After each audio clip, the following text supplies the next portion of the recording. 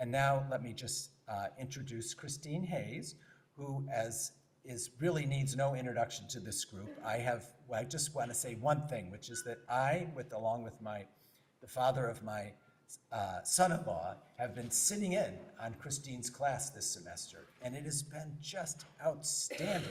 It has changed how I think about legal theory. It really has. We started with the Stoics, and we just got to Niebuhr, and we're going to be getting to contemporary legal theorists eventually by the end of the semester, and it's just been outstanding. And today she's going to be talking about her sort of core, I would say, expertise, which is Jewish law and the Talmud. So thank you very much.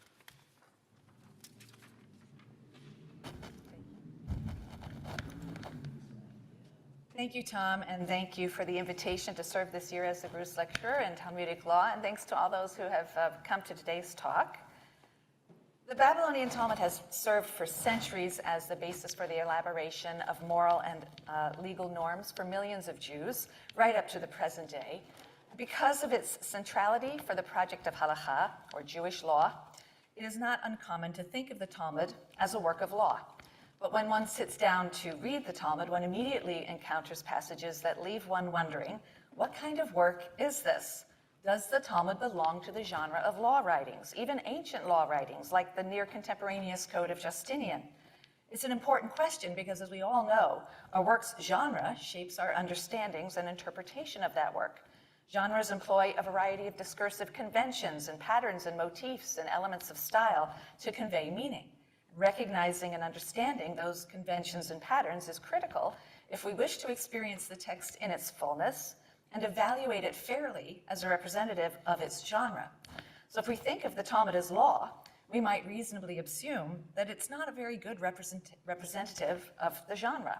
It wastes a lot of time on things not typically discussed in a work of law, and it exhibits a disturbing indifference toward the common legal task of establishing norms. So it's no small thing to ask whether we are well served by thinking of the Talmud as law, and to ask whether some genre other than law might better illuminate the communicative work it is doing.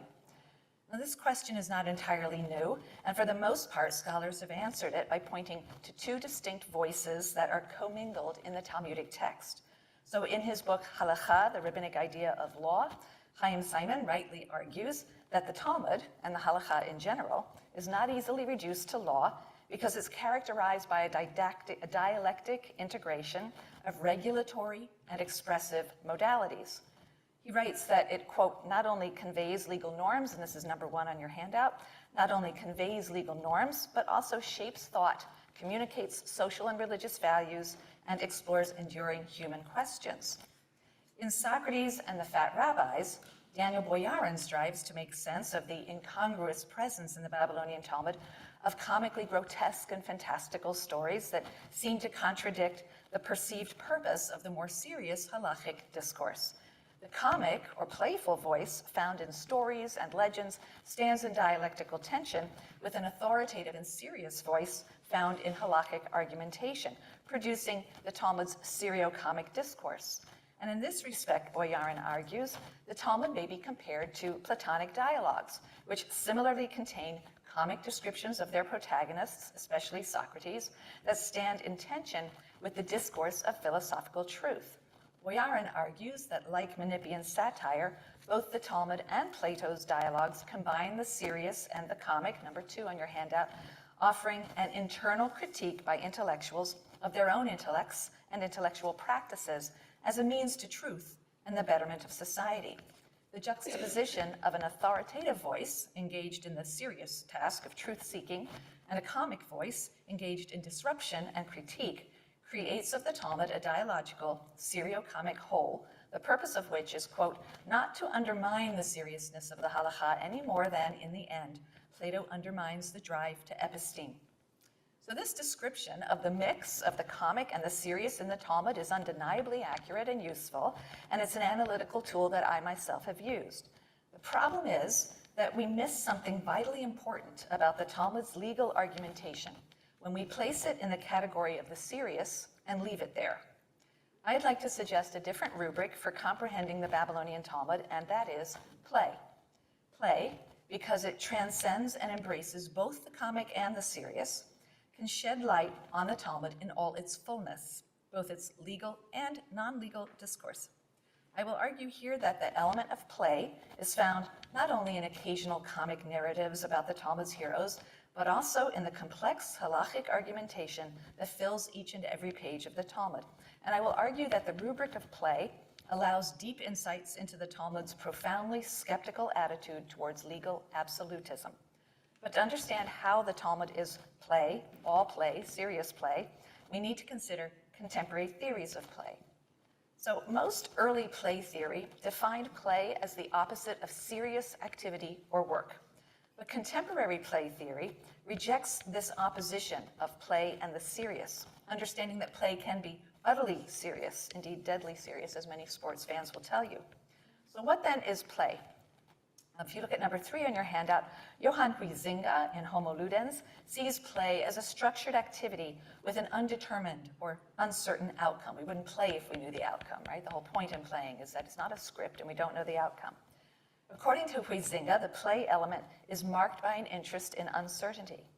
Building on this insight, Thomas Malaby adds that play is not just an activity, but an attitude or outlook characterized by a positive disposition towards uncertainty. According to Malaby, to play is to assume and embrace a world that is irreducibly contingent. It is a disposition that recognizes the contingency of events and the mix of constraint and open-endedness that imbues all of our actions, decisions, and social processes. A disposition that sees uncertainty not as a terrifying abyss, but as the very condition of our existence and a promise of possibility. So on this understanding, I think we'll see that all of the Talmud can be understood as play, not in the sense of a non-serious activity, but in the sense of a positive disposition towards indeterminacy or uncertainty. Not just agadah, but halakha, the legal portions. Do we have ancient congeners for this kind of text? Yes, and my current work situates the Babylonian Talmud, its skepticism, its rejection of epistemological certainty, not in law, but in the late antique genre of Sympotic or table talk literature. I'll explain what that is in a minute. In a recent book, Monica Amsler argues for this comparison too, and I'd like to put more flesh on the bones of this claim by showing that the two bodies of literature share more than their literary genre. They share this skeptical embrace of uncertainty. So Sympotic literature refers to a prose genre of literature that depicts the imagined dialogue and speeches and discussions accompanying a symposium, which was a drinking party following a meal in antiquity. Now, the oldest symposium in 8th to 7th century BCE was a private and elite form of Greek male sociability. Entertainment was provided by musicians and dancers and hetairai or courtesans, and by the guests themselves in the form of conversation. Under the direction of the symposiarch, the guests would speak in turn, displaying their knowledge of epic and lyric poetry, typically focusing on such topics as drinking and love and sex.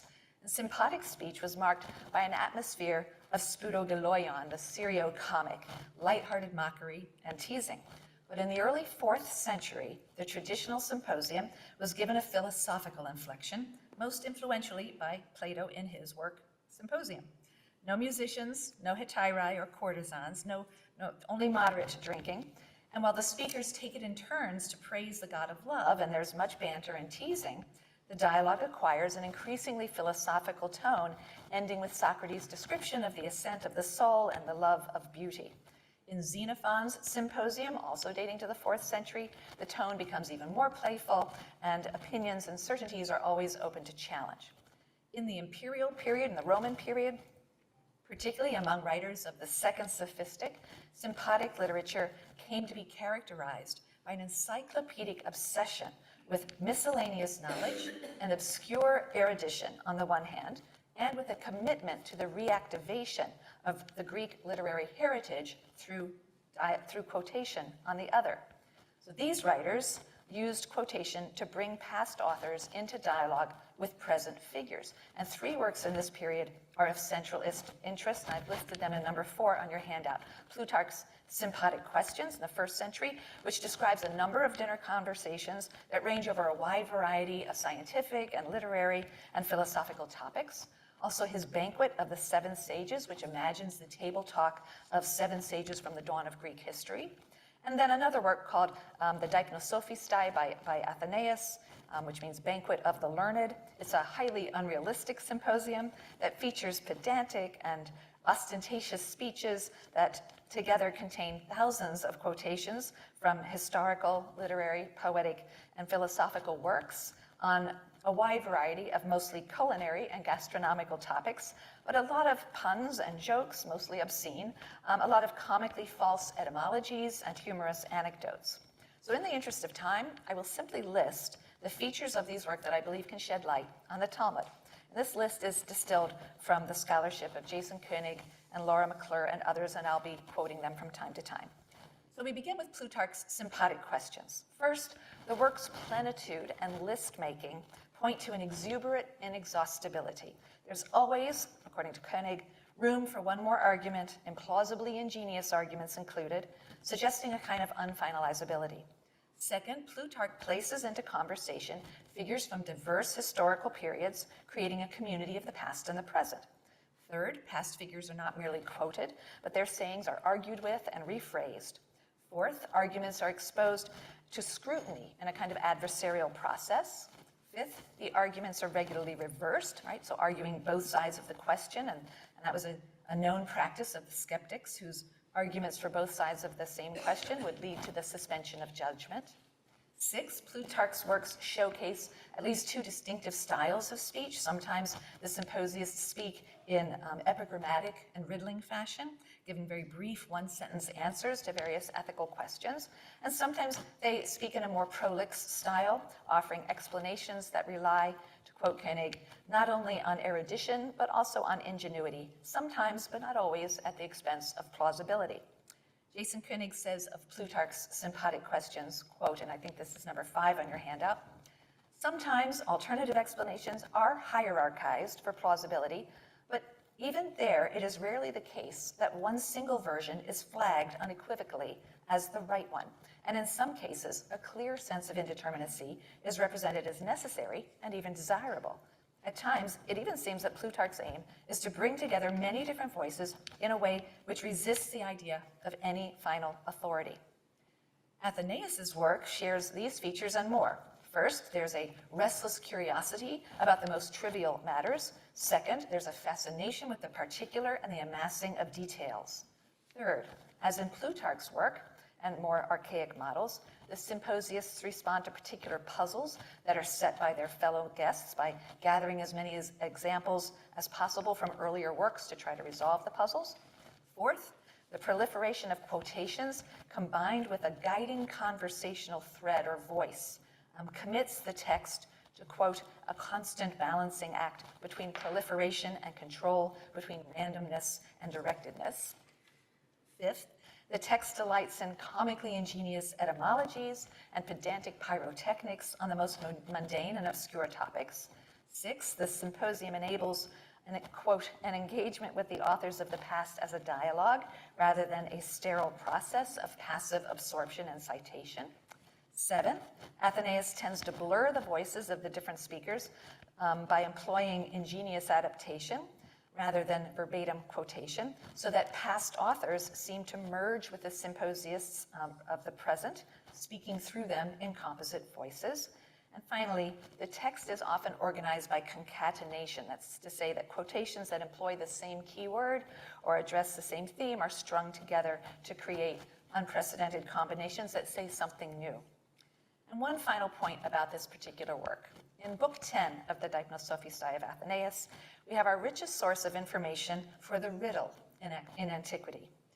Chapter 10 preserves fragments of an older work on riddles by the philosopher Clearchus of Soli. He was a 4th century BCE Aristotelian philosopher, and he defines a riddle as a problem thrown down in play or jest that requires a process of intellectual inquiry to discover the solution. The word problema, is from probalein, to throw down or to throw before, because a problem is a difficulty thrown before someone. And I will point out that in the Talmud, we also have this ramele, to throw before, when you are trying to raise a brain teaser or a problem. In ancient Greece, riddles were a feature of philosophical debate. Sophists and rhetors challenged their rivals by throwing problems before them, especially aporias, that is to say, irresolvable paradoxes that arise from two contradictory or mutually exclusive conclusions. Riddles that trade in this kind of irresolvable paradox, or aporia, may be labeled brain teasers. Gavin Ardley notes that aporia, right, doubt and uncertainty in the face of logical impasses or contradictions, is a driving force of the play of dialectic. And he wrote this. This is not on your handout, sorry. In dialectic, the game ascends through the stimulation of successive perplexities, or aporiae. The aporia presents us with something not merely to be solved in the flat like a geometrical problem, but rather with a challenge which, when met, invigorates and elevates the whole. Mounting up step by step from one aporia to another is the mark of genuinely dialectical philosophy. A doctrinaire, a sophist, a metaphysician in the bad sense, does not mount because he cannot play. He is anguished to find that problems are intractable. He stays always at the same level and grows no wiser. Plato and Aristotle are the pioneers of aporetic discussion. At each aporia, the whole subject is lifted up to the next plane. The discussion does not reach any grand conclusion, but having gone through the cycles, the participants, the players, find themselves unaware and, to their astonishment, as it were, on the summit. And the summit is an aporia. Jacques Duvoisin says that for Socrates, aporia is shown to be, quote, not a transitional phase, but a permanent feature of the rhetorical structure of dialectic. He brings his interlocutors, Socrates brings his interlocutors to an awareness of the limits of theoretical discourse, which is, in the end, true wisdom. For to know that one cannot know is a useful antidote to the dangerous assumption that one already knows. So the Deipnosophistai features a proliferation of questions, answers, voices that blend past and present, details and particulars, and a parade of riddles, brain teasers, successive perplexities, a model of imaginative and playful argumentation that generates an impression of unfinalizability. And your handout on number 6, we have a quote from Tim Whitmarsh, who says, "The aesthetics of the Deipnosophistai are characterized by excess, multiplicity, and openness. It is a work of extraordinary scholarship, but it's also a work against scholarship, satirizing the pretensions of professors, pitting one dogmatist against another for the sake not of establishing a hierarchy of truthfulness, but of counteracting the absolutist tendencies of scholarship. Openness and plurality are its key features." So it's my contention that the halachic argumentation, the legal argumentation of the Babylonian Talmud, not just its agadic and non-legal materials, but its legal argumentation, emulates and heightens the primary features of late antique table talk literature, the imagined dialogues with past authorities, and the models of debate that resist finality, epistemological certainty, and dogmatism, through the proliferation of detail and a commitment to aporiae, irresolvable contradictions and disjunctions that create doubt and uncertainty. Now, if you're familiar with Talmudic argumentation, you will immediately recognize similarities with the literary text that I just discussed. But if you're not, then you're in for a treat. I want to give you a taste of Talmudic argumentation with the example that is on your handout. So this is a sugya, which simply means an extended legal discussion. So this is a sugya taken from the Babylonian Talmud, a tractate called Bava Kama, which is dealing with significant areas of civil law, pages 20b to 21a. And this passage is discussing liability for damages caused by one's animal. So let me first give you the substance of what's going on, and then we'll walk through the structure. It's discussing liability for damages caused by one's animal. An owner is liable and must pay full damages for predictable, foreseeable damage caused by his animal, but not for unpredictable damage, and not if it occurs in the public domain. So if my cow eats your turnips in your courtyard, I am liable. But in the public domain, I am not, because you really should have known better than to leave your turnips there. However, if my cow who ate your turnips in the public domain derived benefit from eating your turnips, then I at least have to reimburse you for the benefit that my cow derived, right? So after some unresolved disputes over how you calculate that benefit, a brain teaser is introduced about liability for unintended benefit in general. And they specifically label this as a kind of a brain teaser. So Rav Chisda poses the brain teaser to Rami Bar Chama, not yet on your handout, I'll let you know when we get there. If a person lives in another person's courtyard without their knowledge or permission, does the person have to pay rent or not? They are benefiting from the other person's property. Are they liable to pay for that benefit? Now, first, we have to refine the brain teaser to make it a true conundrum. So the anonymous voice of the Talmud, which is guiding the conversation, and this is known as the stam. So the stam, the anonymous voice, asks, well, what are the circumstances? If this is a courtyard that wasn't on the rental market and would just be vacant and earn no income, and if it's a squatter who wouldn't have to pay rent to live somewhere else, then there's no puzzle. The squatter doesn't really benefit because they're not saving money, and the owner doesn't lose anything because they weren't going to rent it out anyway. So of course, no benefit, no loss, no liability.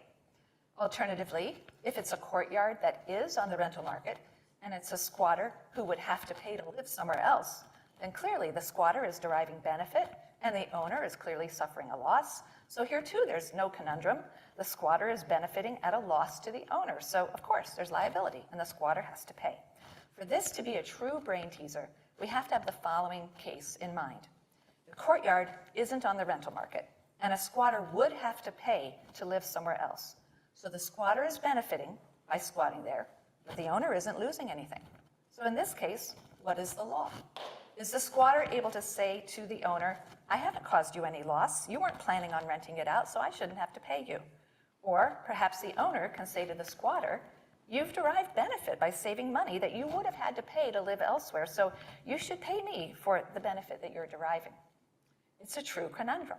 It's an aporia involving conflicting principles. One party benefits, but the other hasn't occurred a loss.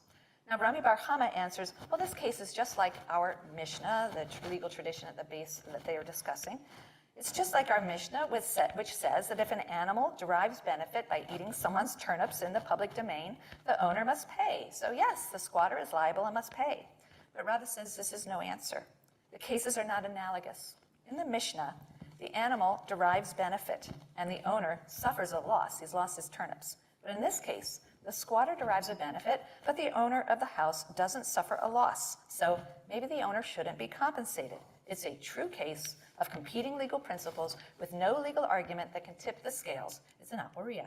And now the game is afoot. And it's a long and a complex game as the stam searches for analogous cases, past opinions, biblical verses, anything it can use to arrive at a definitive yes, liability, or no, no liability.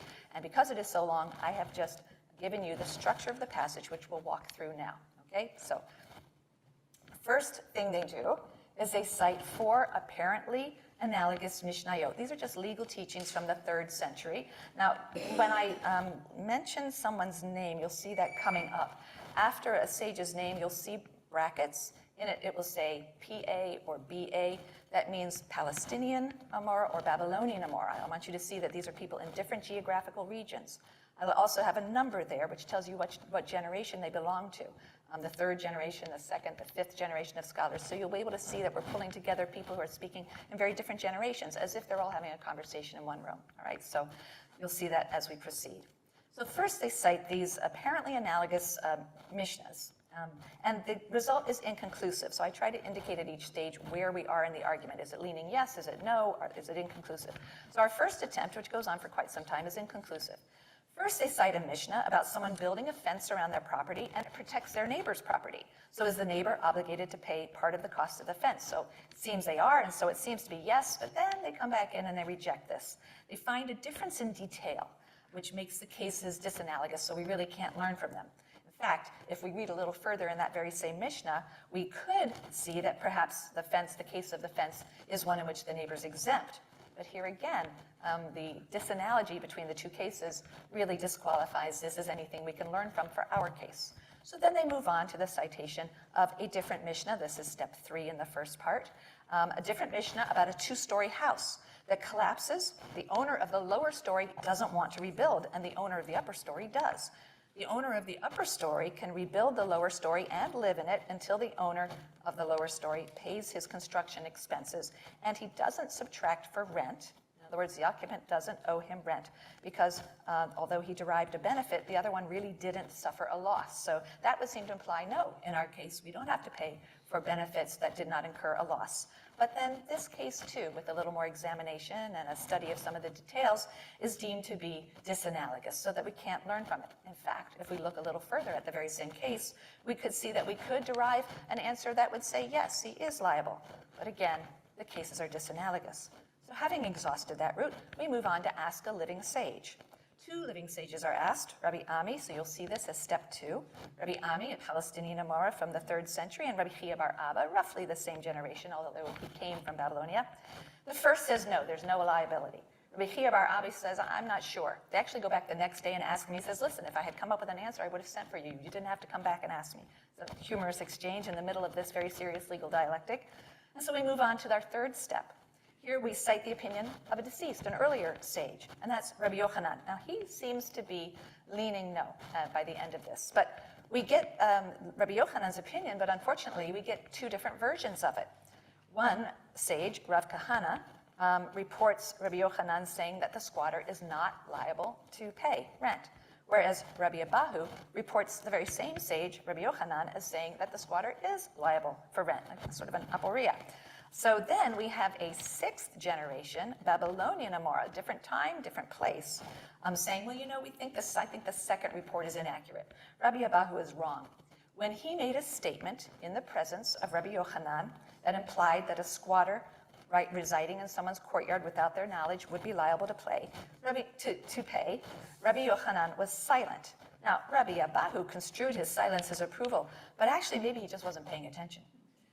So even if the stam of the Talmud goes on, even if Rabbi Yochanan was paying attention, actually we still can't learn from the case that Rabbi Abahu cited before him anything about our case, because again, a study of the details show that there's a disanalogy between the case that he cited and our particular case. So we go on a little inconclusively, but we're leaning no at this particular point, leaning towards no liability.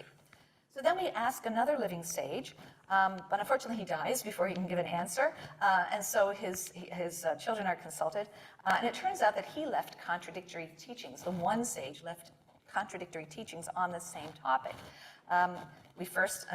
His son first reports in step 1 that he said no, there would be no liability, and then that's contradicted when we find a teaching from him that cites a case where Reuben, someone rents a house from Reuben that's owned by Shimon, and they really have to pay not to Reuben but to Shimon, and that implies that yes, you do have to pay even when you're occupying something without the person's knowledge.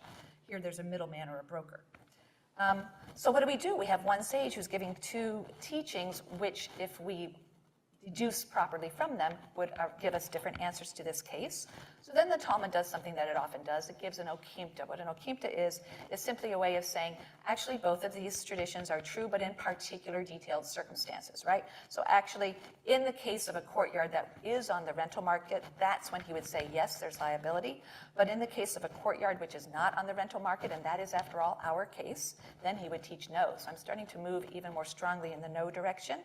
They then come up with a 3rd teaching by the very self-same sage, which complicates things a little bit more. But again, by focusing on details and proliferating more particulars, we are able to draw a distinction and lean ever more strongly towards the answer of no liability.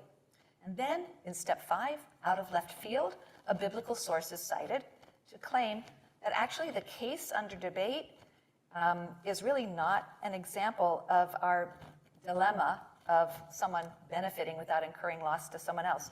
Our particular case actually could never happen and could never exist after all of this effort that's been spent. They cite a verse from Isaiah. The verse in Isaiah says, desolation remains in the city and the gate is stricken unto ruin. You didn't know that this was a principle that you could use to derive a civil law, did you? A verse from which you could derive civil law. But they cite this verse, and Rav is the teacher who cites this verse, and he says that it teaches that an empty house deteriorates. So there's no such thing as a one-way benefit. That is to say, no such thing as a squatter who's deriving benefit without also conferring some benefit to the owner, right? The owner of the house, by definition, benefits when his house is not left desolate. So the squatter need not pay rent. But the lack of liability here is not because he's really not liable, but because the question doesn't even exist. We just don't have a case of someone squatting without providing benefit. Well, we continue, and a new detail actually restores our brain teaser altogether, and now this time starts to push us towards a possible yes answer. But it does so by leading to a new aporia. Let me see if I can explain this step in number 6. In number 6, Rav Yosef is going to say that a lived-in home is settled and maintained, meaning a structure is not a ruin or a desolation, as indicated in the verse in Isaiah, when it's lived in. So then the Talmud asks, is there a practical difference between two different views of ruins? The view here that's expressed by Rav Yosef, that a ruin is a building or a home that is not inhabited, not lived in, versus an understanding of a ruin as something that is simply has nothing in it whatsoever. Not necessarily human, but nothing in it whatsoever. In other words, we've now left one aporia and come to a new aporia. What is the definition of a ruin? What is it for something to be desolate? Is it to be uninhabited by humans, or is it to have no use whatsoever? And there's a practical difference for the case for legal purposes. There's a practical difference. We need to know what a ruin is, because the practical difference would be felt in the case of a house which has wood and straw stored in it. If the squatter is squatting in a house that is filled with wood and straw, he's providing no benefit. If your definition of a ruin is something that's desolate because it has nothing in it, well then he's not providing any benefit. But if your definition of a ruin is that it's not inhabited by a human, then he does provide benefit, right? So we just now have a new aporia about what is it for something to be a ruin or desolate. And so we have finally, in step 7, a case of a man who built a mansion on ruins belonging to orphans, and he didn't pay the owners. And Rav Nachman confiscated the mansion, enforcing him to pay, which implies, well, then yes, the squatter is liable to pay. How come that's so fast? Because now I have, let's call it again, an okimta, something to narrow or limit my case to a particular circumstance. And it says, so previously, Carmanians, who, if you don't know who they are some nomadic people in the Talmudic world. Previously, Carmanians lived there, and they paid some rent, and this man displaced them, so he should appease the orphans by paying something. Is this a legal norm? Is this a moral norm? Is it exceptional? Does anyone know what the answer is? And this is where it ends. This is where the conversation ends. The similarities between the halachic argumentation orchestrated by the Stam, the anonymous voice of the Talmud, and the table talk literature, the table talk or Sympotic literature of the second sophistic, are obvious. Namely, the use of frequent quotation to bring past and present speakers into dialogue, the active engagement with the quoted material, it's argued with, it's rephrased, it's reshaped, such that the boundary between the voices is sometimes blurred, the scrutinizing of all arguments, the emphasis on arguing both sides of a question, often without resolution, the tension between randomness and control, the organization of knowledge by concatenation or juxtaposition. I mentioned ruins, and so then off I go to a new aporia on ruins. The fascination with the particular, the proliferation of detail in order to slice the law into ever more precise and in some ways confused elements. The elevation of paradox and aporias, often in the form of brain teasers, introduced by a technical term. The term ba'e, I would argue, means to pose a brain teaser. And in general, the exuberant inexhaustibility suggesting a kind of unfinalizability. And yet, at various points in the post-Talmudic era, the desire and or the need to create a prescriptive code of Jewish law meant that texts like this were subjected to the rigors of a regulatory legal logic that sought finality. Extracting regulatory law from this text would certainly be challenging, but not necessarily impossible. Today, we might begin by observing that the sugya as a whole surfaces principles instinct in contemporary property law. We could use this sugya to test the strength and limits of various rights over real property, namely the right of control and the right of exclusion, perhaps even the right to derive income. Of course, were we to do so, we would quickly realize that our sugya evinces an approach to property rights that differs from the approach found in American property law. In our sugya, the act of squatting is not actionable per se. the act of entering the property of another person doesn't automatically constitute a violation, as it does in American property law.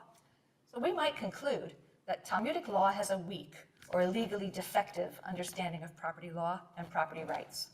Of course, from the perspective of the sugya, it might be more correct to say that American law, with its emphasis on individualism and its lack of communitarian concern, has a morally defective understanding of property law and property rights. But maybe we shouldn't read the sugya through the lens of property law at all. Given that squatting is apparently an actionable offense only in the case of harm or injury, it might be better to extract principles of tort law from this case. But here too, there will be slippages and disanalogies that suggest we're asking something of the text that it wasn't designed to answer and using analytical tools under which it will not disclose its full meaning. The attempt to extract regulatory law from traditional texts whose character or genre is not, in the first instance, regulatory, has a long history, of course. In the 18th century, the British East India Company assumed political and administrative control of India. Warren Hastings, an administrator with the East India Company, was convinced that the peoples of India had written laws and that these laws could be found in Sanskrit religious texts. And this was the beginning of the development of the system of Anglo-Hindu law based on translations of ancient Hindu scriptures produced by British scholar administrators such as Sir William Jones. Jones translated an ancient Dharmashastra text and extracted English legal categories from it to produce the Ordinances of Manu, also known as the Institutes of Hindu Law. Court-appointed pandits, Hindu priestly scholars learned in Sanskrit and Hindu philosophy and religion, as well as Hindu customary law, assisted the British courts in interpreting the Dharmashastras in a way that would define laws and rules. The creation of a legal system by extracting or cherry-picking from ancient scriptures in consultation with interpretations of traditional scholars was paralleled by the creation of Anglo-Muslim law for the Muslims of India. Anglo-Muslim law was extracted from the Quran and Islamic legal texts as interpreted by qadis, or Islamic legal scholars. Once political and administrative control of India was transferred to the British Crown in 1857, Anglo-Hindu law entered a new phase. The pandits were dismissed so that the law was based not on customary or interpretive traditions, but on written texts and legislative processes, with the goal of producing a codified legal system, which unsurprisingly tended to serve colonial interests. John Dawson Main was a 19th century British lawyer and author of Main's Hindu Law, drawn not only from the Dharmashastras, but also from major epic works like the Mahabharata and the Ramayana. And he noted the presence of conflicting texts in the ancient sources, which made it difficult to ascertain the view of classical Hindu law on any question. Nevertheless, British administrators continued to do so based on two assumptions about the body of works from which they were attempting to extract regulatory law. The first assumption was that the Hindu texts constituted a single body of law, the many parts of which could be reconciled, often by being sorted into schools, even though Hindu scholars were unable to produce textual evidence for this idea. This assumption was based on a false analogy with Islamic law, with its various schools characterized by fixed doctrines. The second assumption was that all Indian traditions were based on written texts, which diminished the significant role of the tradition's customary law. The recently deceased Indian jurist Fali S. Nariman noted in 2006 that even as the Dharmashastras refer to such aspirational concepts as justice, they did not visualize an ordered legal system. Also, Werner Minsky, who wrote Beyond Tradition and Modernity, notes that there is no such thing as a uniform or codified Hindu law embodied in the ancient texts. The Dharmashastra, these are shastras on the Dharma, and shastras are just books containing sacred knowledge on the Dharma. The Dharma is a multifaceted religious concept that can include a person's responsibilities and duties, depending on their station in life, to the self, to the family, to society, and indeed the cosmos, as it changes throughout that person's stages of their life. And it encompasses norms of behavior, dietary law, custom, personal conduct, sexual ethics, ritual procedures, piety, virtue, morality, good works, as well as civil and criminal law and legal procedures. Moreover, the Dharmashastras are written in poetic 8-syllable verse style. And as many have noted, a great deal of philosophical, ethical, religious, metaphysical richness of these texts is lost when they are reduced to sources of regulatory law. Drawing on traditional religious texts to create regulatory law or a legal system is as much an ancient as a modern phenomenon. And here we can consider the case of the Hebrew Bible. In his book, Collections, Codes, and Torah, The Recharacterization of Israel's Written Law, Michael Lefebvre argues that the legal material in the Bible was not originally prescriptive or regulatory in character. He identifies two types of law writings in the ancient world. There were non-legislative or descriptive law writings, and then there were legislative or prescriptive law writings, and he defines them this way. This is text number 7 on your handout. In the society which views law writings non-legislatively, the conceptual separation exists between actual law and written law. That is, what is written may be a description of what law can look like, but what is written is not viewed as being the law. When judges in a non-legislative society hear a case, they appeal to an abstract, generally religious sense of righteousness to support their rulings. They don't look to texts to authorize their rulings. The idea of law in these cultures is abstract, like the ideas of justice, truth, and righteousness. All of these ideas can be discussed in writings, but none of them are ever supposed to be embodied by a text or equivalent to a text. There's a distinction between actual law and law writings in a non-legislative society. Within the legislative society, actual law is identified with written law. A law writing is more than a portrait of law, it is law. Actual law and written law are one and the same. Law is written down, and it becomes a source for legal practice. The magistrate's task is no longer to discern justice, but to apply what the law writings prescribe for a certain kind of case. In such a system, law is by definition a text.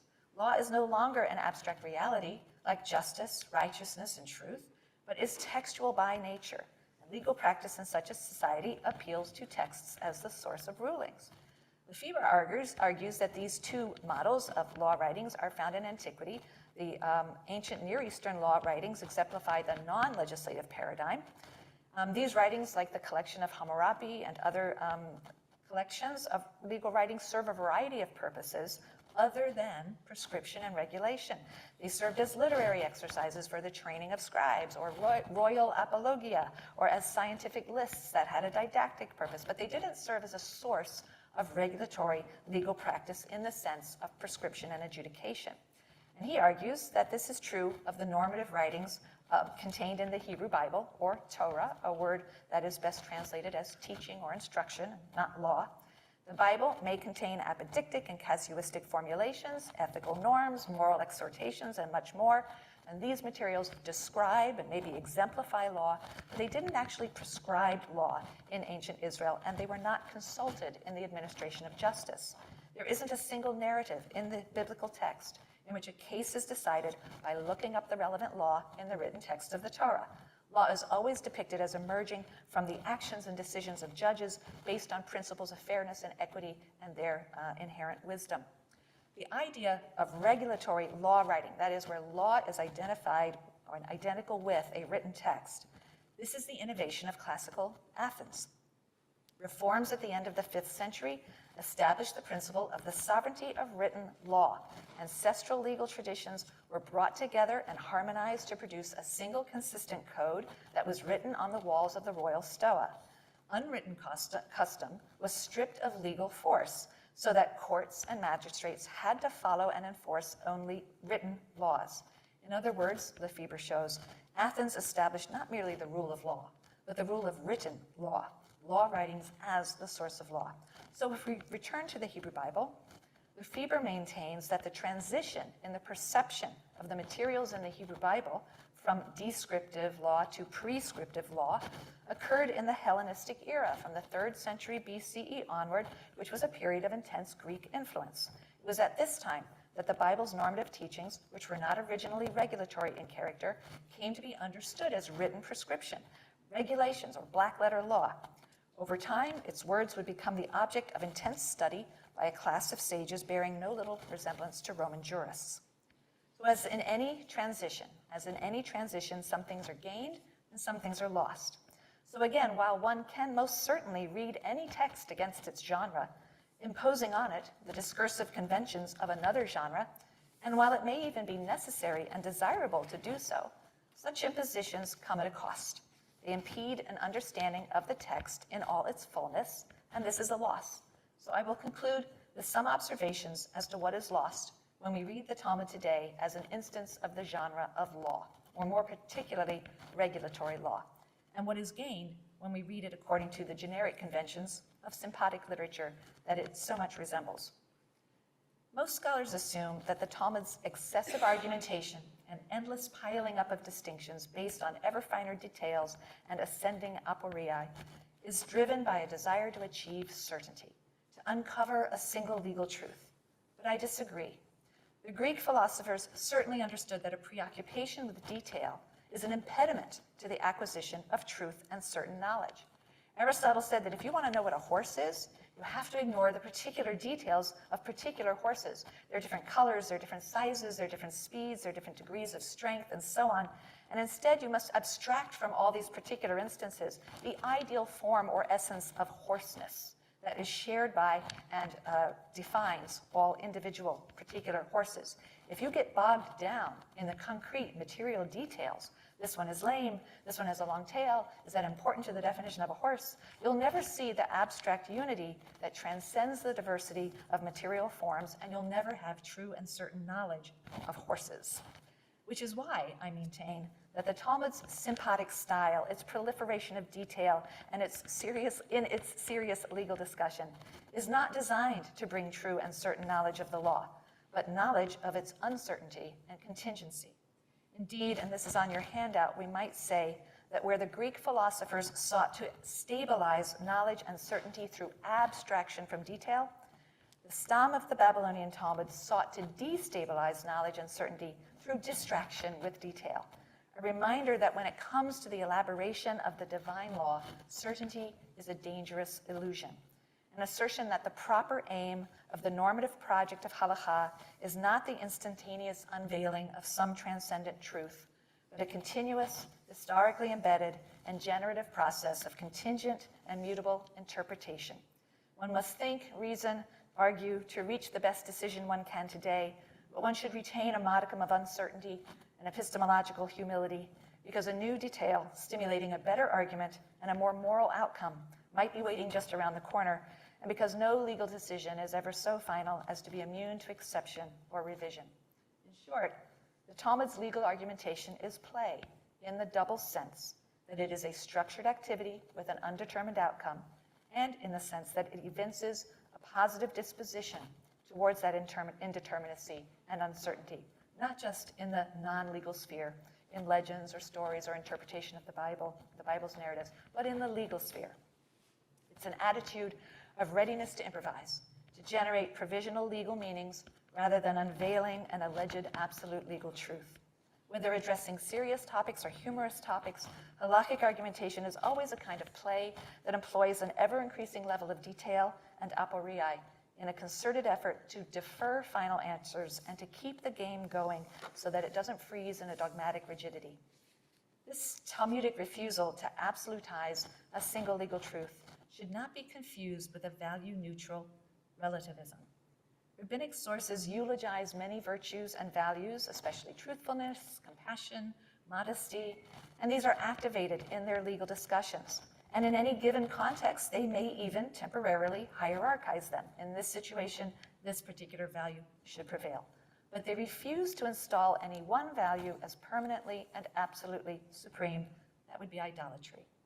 They recognize that when applying a divine law, the deliberative process requires the dynamic activation, weighing, and balancing of those strongly held values to determine the morally best course of action in that moment while avoiding a dogmatic absolutism. This is not a bug, but a feature of divine law and proof of its perfection. And how much the more in our own times should we be skeptical of absolutist claims in connection with merely human law.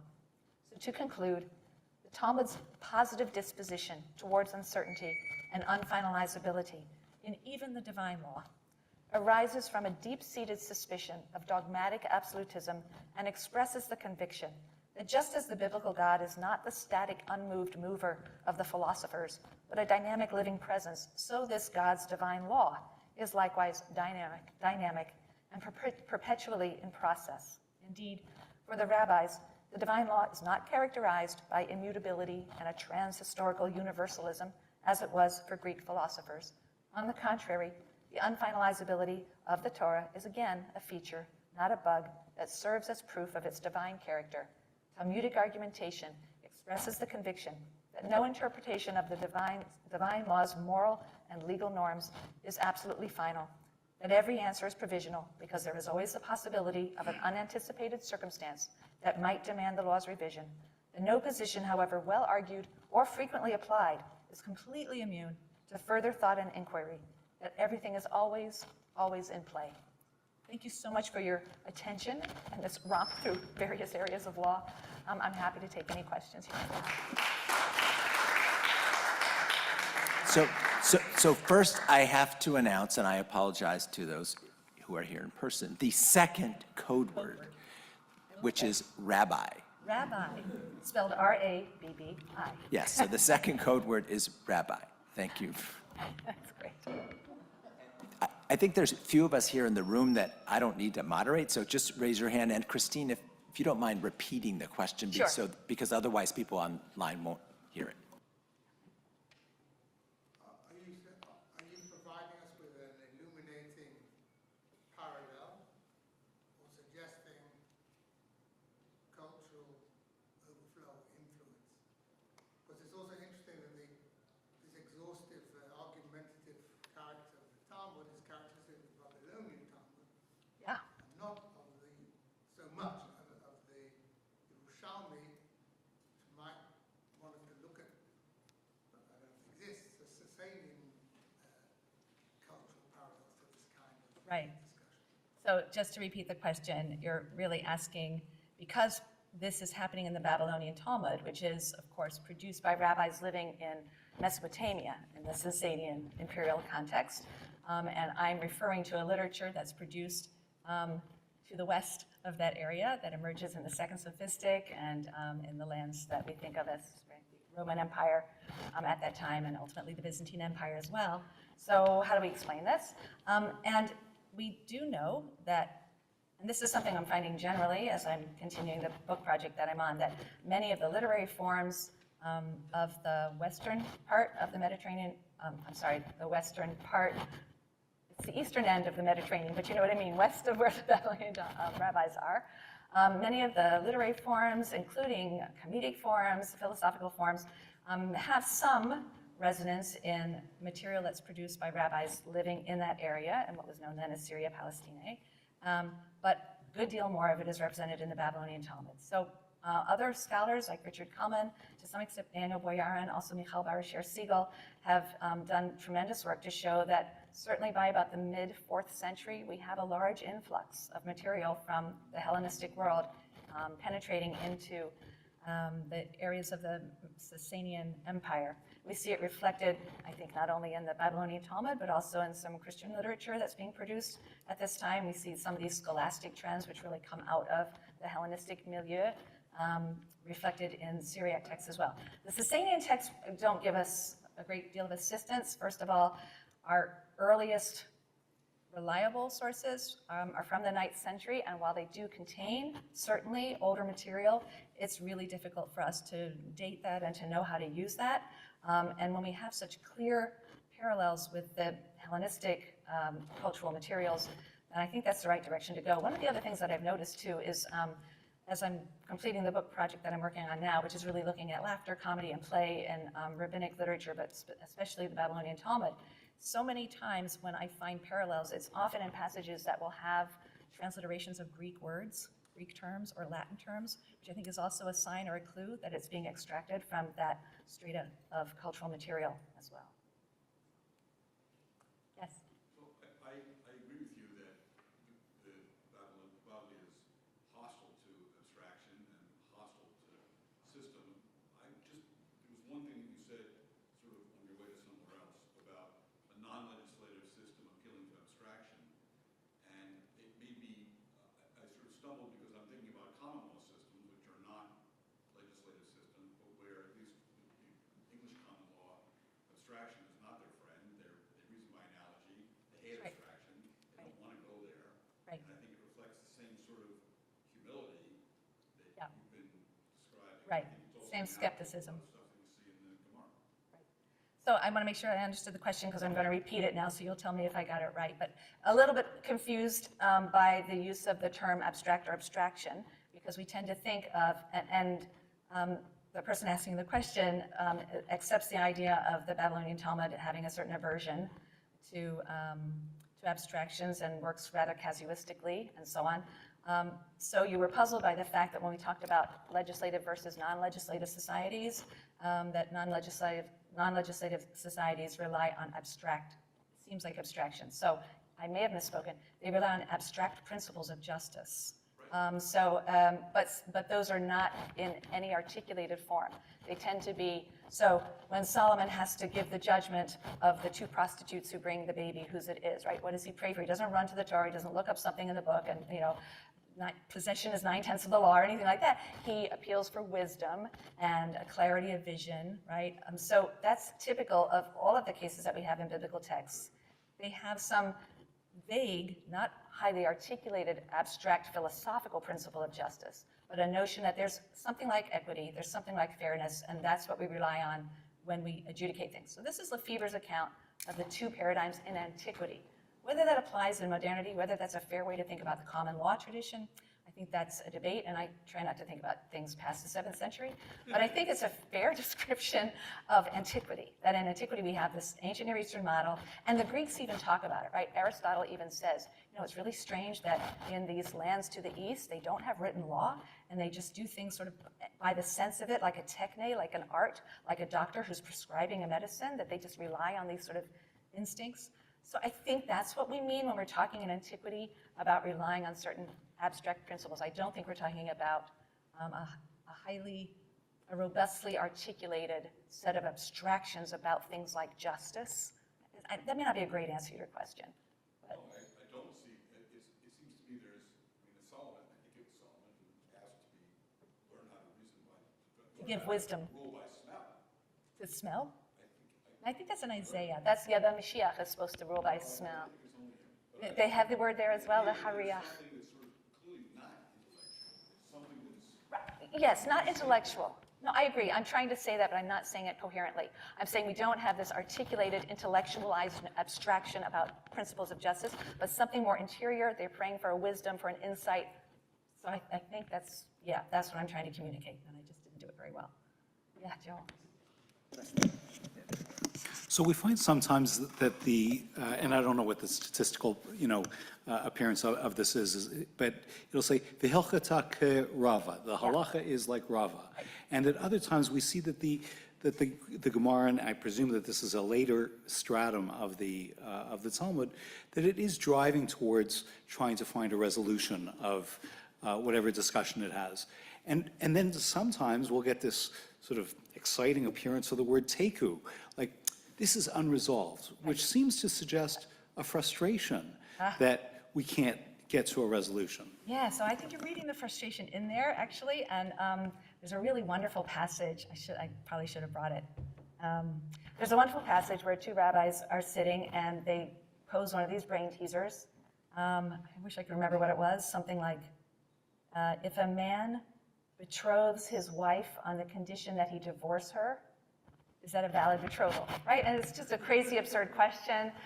First of all, why would you even want to marry someone you're already married to and everything? And the two of them laugh. It says explicitly, they laugh at their own brain teaser and their cleverness, and they get up and leave. And then another rabbi says, you think that's a brain teaser? I can answer that. And he gives an answer. He says, this is a real brain teaser. I'll give you a real one. And he poses something that's even crazier. And it's clear that was the point. The point was that you won if you gave a riddle that people couldn't answer. And that was true in antiquity. You won if you gave something that people couldn't answer. So we begin to have this phenomenon of brain teasers introduced by this technical term ba'e. They really take off in the 3rd generation of the Babylonian Amoraim. That term is not used in that way in Palestinian texts. It's used specifically for these kinds of crazy brain teasers, like the one I just gave you. And in fact, in this passage that we talked about here today, in the immediately preceding, there are some rabbis, somebody arrives and they say, you weren't here last night when we were posing all of these really great brain teasers. And that's actually what launches into our whole thing, which doesn't end. And that's sort of the victory, is that you don't end. And I think it's part of our sort of regulatory framework that we bring to the text, that we think we're reading it in an inverse fashion, to imagine that somehow, oh, we have to give up. That was, you won. You won if you had the teku. And that teku simply means the problem has to stand. It stands unresolved. And we have a proliferation of those sugyot that end in that way, beginning really again in the third. Rabbi Yirmiyah is really one of the main ones, the third generation of the Babylonian Amorim, and he also, that technical term of ba'e, to pose a brain teaser question. The two go together. So teku is very often the resolution of, is very often the way a discussion of a ba'e will end, which I think is just showing that that's the whole point of the form, is not to be able to resolve it. I did not restate the question before I answered, but I hope that that was still, and then the first part of the question was, it's true, there are places in the Talmud, absolutely, where they'll have this big discussion, and there might be a lot of arguments and disputes, and then it will just simply say, the hilchata, but the law is, I don't even like to translate hilchata as law, but the way we're gonna do things is, right, the way we're gonna walk is this. It's according to Rabbi so-and-so. Of course, because at the end of the day, we have to do something, but that doesn't mean that it has any sort of absolute finality, and a person could come along and say, oh yes, but there's one more detail, and then we would have to reconsider and say the hilchata because somebody else. And this happens in many cases where we have another term that's tiyufta. So tiyufta is often translated as refutation, and unfortunately people think of that as meaning a final refutation. It's really interesting the number of times we'll have a discussion, somebody will pose an opinion, somebody else will give another opinion and will seem to refute the opinion, and they'll say tiyufta. And people think that the conversation's done, but you know how many of those I actually don't quite yet know? I'm still in the middle of counting them, and I've been collecting them, but a very large number, more than half, will then pick up and say, oh, but actually, here's another, we can keep it going. That wasn't actually a final tiyufta. And sometimes they'll say it twice, tiyufta, right? That's like, it's really final. But the fact that they sometimes arrive at an answer it's a working principle. It's the way we're going to proceed for now. But nothing is ever immune, right? Nothing's ever immune to the sort of skeptical impulse to question and to maybe come up with another detail that wasn't anticipated. And you would have to think it out all over again. Hope that answers that question. Okay, there was one question online, and I promised online people they could ask a question, and that will be the last question, and then we'll go outside and have some food and drink. So the question from Fury is, what about the Torah saying, justice, justice you will pursue? How does that fit or not with your talk? Actually, it's a lovely way to end, because I think that it says, justice, justice you will pursue.